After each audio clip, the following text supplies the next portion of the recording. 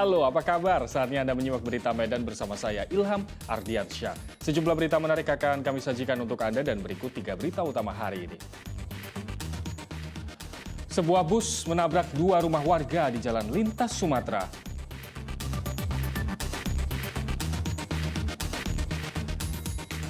Pengeroyokan oleh sekelompok remaja terhadap sejumlah pelajar di Kota Medan viral di media sosial.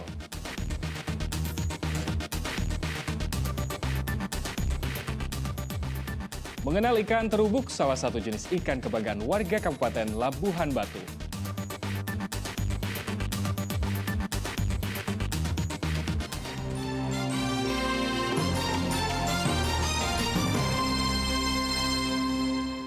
Kita ke informasi pertama, diduga menghindari kendaraan dari arah berlawanan, sebuah bus menabrak 2 rumah warga di Jalan Lintas Sumatera, Kabupaten Labuhan Batu Utara.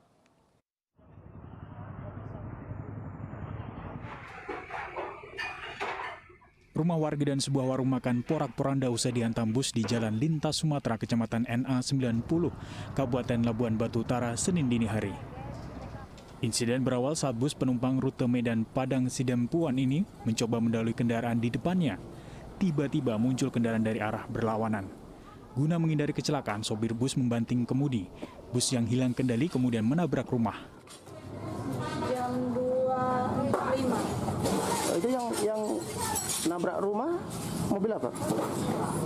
Bus Batang Pane baru. Tahu Ibu kenapa menabrak mobil itu, Bu? Kami nggak tahu lah, namanya lagi tidur, mana tahu. Pokoknya aja tiba-tiba udah ini aja udah kayak suara yang meledak gitu. Kami bangun udah dihantam mobil.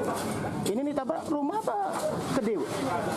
Ya satu rumah lah, warung sama rumah. Usai kejadian, pengemudi bus langsung melarikan diri. Tidak ada korban jiwa dalam kecelakaan ini. Korban jiwa tidak ada, hanya korban luka-luka, yaitu pemilik rumah. Juga penyebabnya kemana? Sampai sekarang penyelidikan yang kita lakukan bahwasanya pengemudinya kehilangan kendali sehingga dia terlalu ke kanan mengambil jalan sehingga menabrak rumah penduduk. Supirnya gimana, Dan?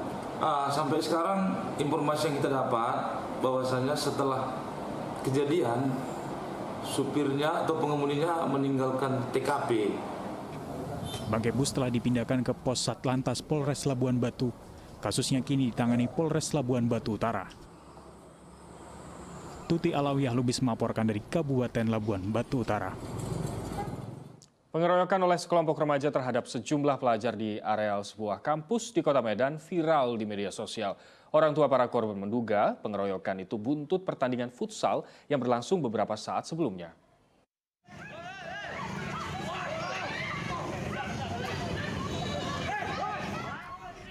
Tanpa ampun, sejumlah remaja dan pemuda mengeroyok sekelompok pelajar berseragam sekolah di areal salah satu kampus di Jalan Sisingamangaraja, Kota Medan. Ironisnya, bukannya melerai, warga yang ada di lokasi justru hanya asik merekam dan menonton aksi perkelahian yang tak seimbang itu.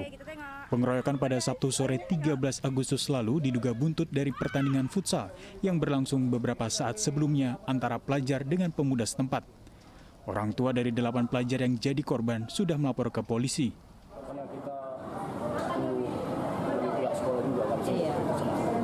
Sudah dilaporkan ke polisi, Pak? Udah. Pak, informasinya sempat ditolak Pak laporan kita di Polsek Medan Kota. Memang ditolak karena masih bawah umur. Langsung dari Polsek Medan Kota membawa anak-anak ke Poltabes. Kalau dari keterangan anak Bapak sendiri, untuk orang yang menyerang ini apakah memang dari satu sekolah atau dari luar? Emang sering bermain sepak bola dengan orang luar tersebut atau gimana?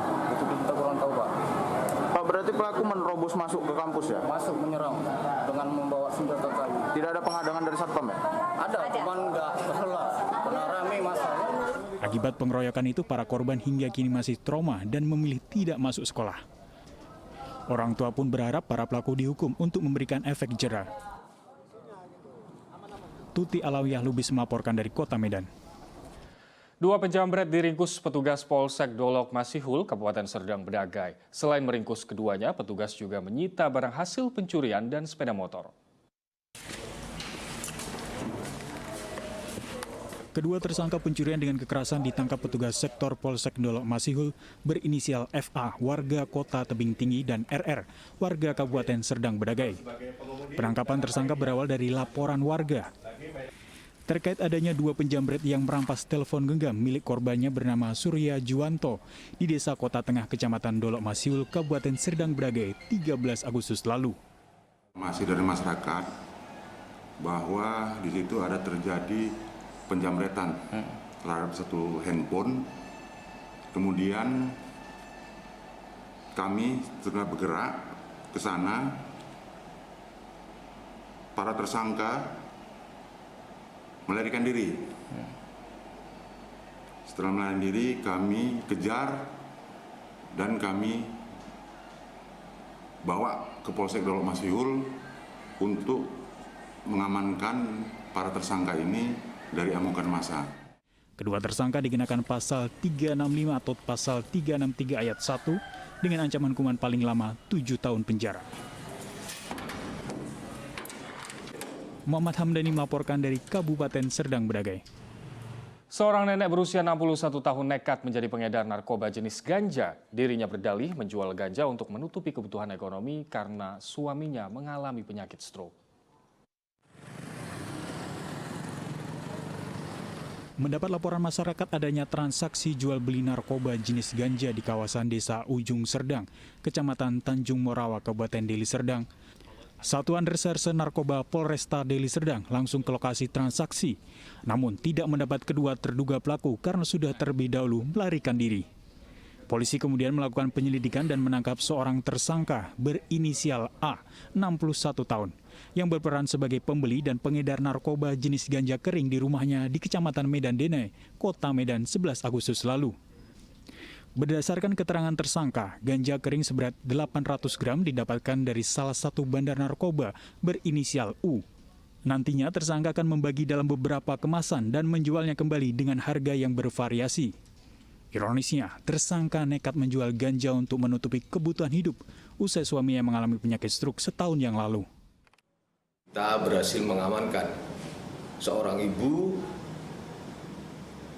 yang berinisial A, umur 62 tahun, beramat sama di TKP Jalan Seksama Gang Abadi. Di situ kami mengamankan kurang lebih barang bukti berupa daun ganja kering seberat kurang lebih 800 gram. Alasan ibu ini kepada kami memberikan keterangan bahwa dia menjual ganja ini untuk kebutuhan ekonominya. Tersangka dikenakan pasal 114 ayat 1 Undang-Undang Narkotika dengan ancaman kurungan maksimal 12 tahun penjara. Muhammad Hamdani melaporkan dari Kabupaten Deli Serdang.